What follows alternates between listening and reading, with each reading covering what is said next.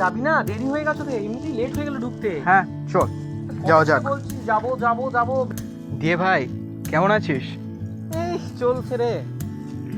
দিয়ে ওদিকের খবর কি?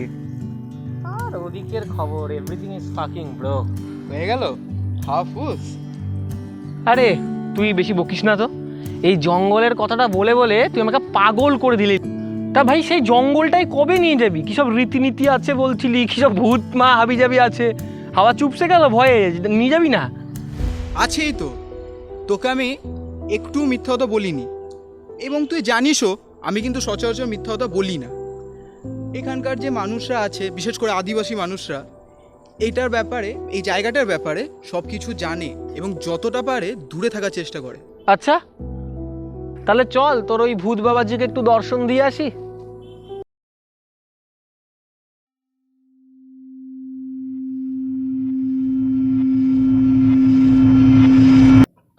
আরে তুই এইটা দেখাতে আমাকে নিয়ে এলি ভাই? বাচ্চারা দেখে ভয় পাবে না ভাই, বিশ্বাস কর। যত সব গ্রামের গল্প কথা ভাই, এটা বিশ্বাস করিস তুই?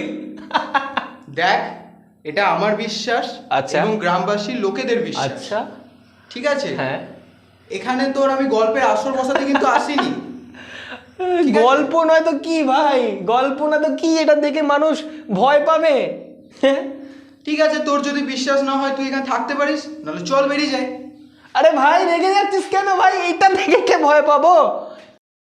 আরে ভাই দাঁড়া, এত তাড়াতাড়ি গেলে আমি কেউ চিনি না এখানে। যত সব বাবা 25 বছর ধরে আছে, বাবাদের কথা মিথ্যা হবে? What is this? যত সব কাইয়া, কি সব রেখে গেছে? কি আছে এতে? কিচ্ছু নেই, একটা ভাঁড়কে ফেলে রেখে দিয়ে গেছে।